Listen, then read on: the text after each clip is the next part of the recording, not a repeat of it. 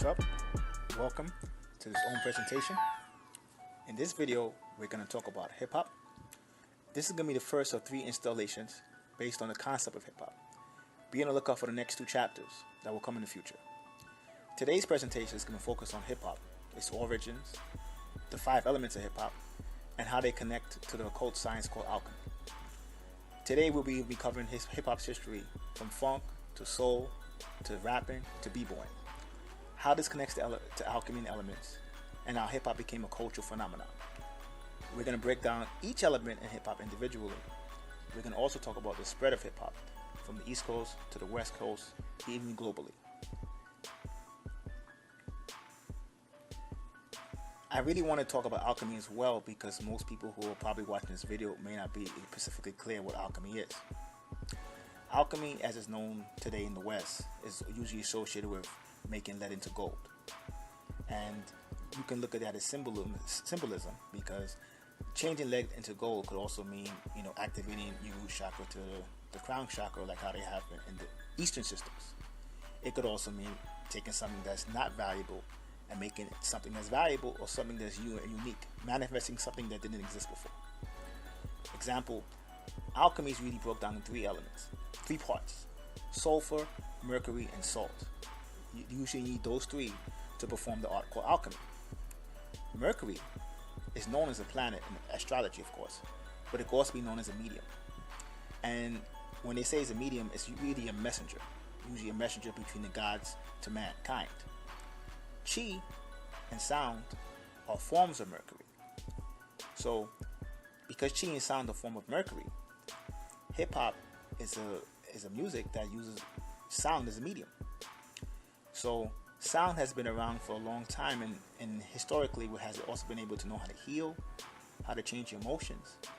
Even something called the Mozart effect, where some people say it has the ability to increase your IQ. The Houthi, or Hermes, or Thoth, he has many names. He tends to be connected with Egypt. He's known as, sometimes he can be known as Mercury. He's a messenger of the gods, creator of alchemy, creator of music, creator of language, creator of mathematics. So in Thoth you see the connection between music and alchemy because he's known to be the creator of both.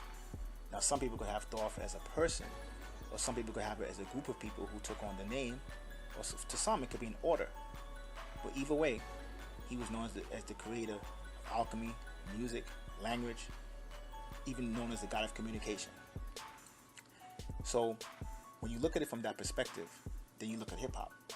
Hip-hop combines 3 different things, right? It has its alchemy, its music, and its culture. So from that perspective, hip-hop has a lot of traits of alchemy. And what we're going to do now is talk about the elements individually.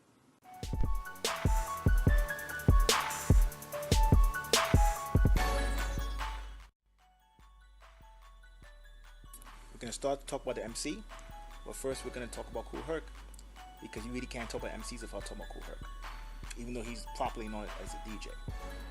Kool Herc's name is Clive Campbell. He came from Jamaica to the States in the 60s. He moved to the South Bronx, and eventually, even when he was in Jamaica, he came from the culture of the DJ being the person who organized the parties. And he kind of brought that style to America, where he started organizing parties for the youth. And at the parties, he would control the crowd with his microphone. And he would play all kinds of music, from reggae to funk to soul, while speaking over the beats. And when he spoke with a charisma that would get people's attention. This is the development of the master of ceremony, as today is popularly known as the MC. Today's rap artists are MCs, but they're using one element. And this happened because people started to focus on the person with the most charisma, the lyrics, and swag, but the other 4 elements sort of got pushed to the background.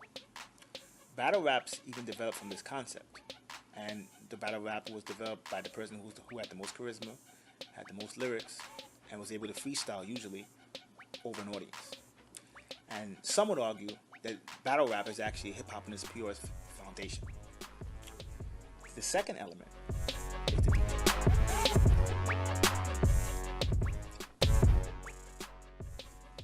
Hip-hop has roots in soul, funk, and jazz, going back to the 50s. Kool Herc would play these records for the youth, which was funk and soul beats. MCs with DJ plays. The first element created what we know as the DJ today. Crowds from different cities arrived and they would battle.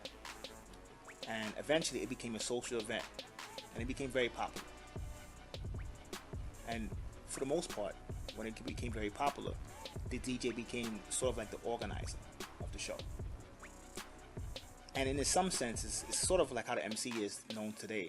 The DJ was kind of the person who set the tone for the party. And this leads us to the third element, breakdancing.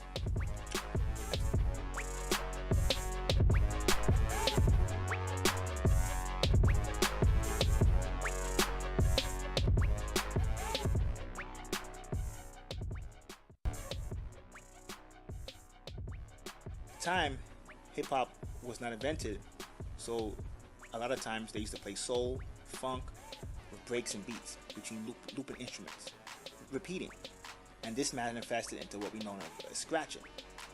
The crowd started to dance to the beat and would jerk to the loops and scratch, and the second element of breaking was created. Soon, there were battles between different rap crews, sometimes crews of friends, sometimes people from different neighborhoods. This is where battle breaking came from. This created a fun event for the youth to battle dance. B-boys was the term used that Kool Herc used, and he called these dancers. He also called them break boys. Today, break dancers use funk, soul, to mimic what they did in the 70s and 80s. So that's why sometimes, even now, when you see B-boys, they will still dance to music from that era. And the fourth element is graffiti.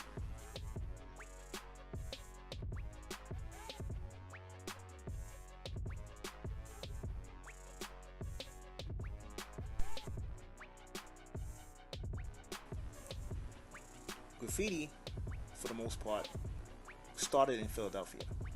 As we know, graffiti as we know today started in Philadelphia. It was usually used by two different groups, either political or social activists, or gang members. The social activists usually used it to make a political statement. Gang members usually used it to mark their territory. So even though it started in Philadelphia, it eventually moved or got bigger in New York. So some graffiti artists would leave signatures. So they became street artists by association. So when you see a graffiti person, they will leave a signature, a mark, to let you know that they actually tagged that term, tagged that graffiti. And one of the first pioneers in street art and graffiti in general, he's really more for social graffiti, was Cornbread. Now, marking trains became a big thing because the trains cross states. So when you mark the train, people in other states could see your work. So marking trains became a big thing in early graffiti. These four elements are known as hip-hop. The fifth element is a little bit harder to understand. That's because the fifth element is knowledge.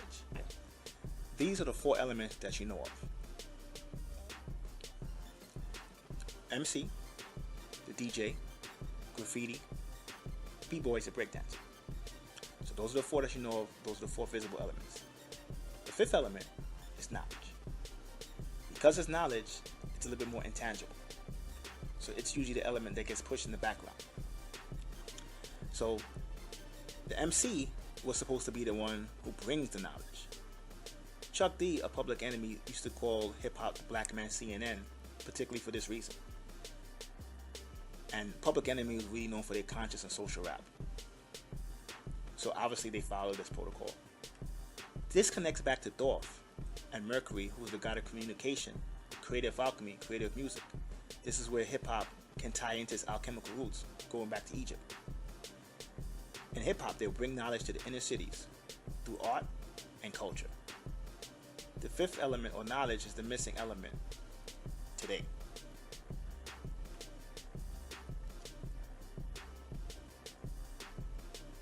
The hip-hop pentagram is a good example, a good symbol to fuse the five elements with. The pentagram is an occult symbol. It's usually a symbol that is known to be the highest symbol in magic. And in hip hop, the pentagram goes along with the 5 elements because it's the base of what hip hop is. Anytime you get hip hop that the elements start to break, or you start to know one, or one starts to dominate the other, it starts to become a fragmented form of hip hop, which is why people use rap, and rap is just a part of hip hop, but hip hop is much bigger. The understanding of the elements as we know today really centered around a man named Afrika Bambaataa. He had his own b-boy crew, who eventually became known as Zulu Nation. Their crew was really a fusion of dancers, truth seekers, who fused Afrocentric ideals with the culture that we know of as hip-hop today. He created the ideal for the hip-hop elements. He even coined the word hip-hop as we know it. Bambaataa was really focused on the element of knowledge, though, because he saw that the element of knowledge will be the one that might be forgotten. But the Zulu Nation eventually spread worldwide, and they really were focused on the preservation of hip-hop as we know it. Afrika Bambaataa was from the South Bronx. He was a former leader of the gang called the Black Spades. He eventually started to help the youth, or started to help teach the youth to use their creative talents. And in a sense, when they use their creative talents, they can do other things besides maybe get in trouble in the streets. So Afrika Bambaataa, in some ways, is just as important as DJ Kool Herc, because when we know of the elements of hip hop today, he's really the person who really pushed that ideal and that concept.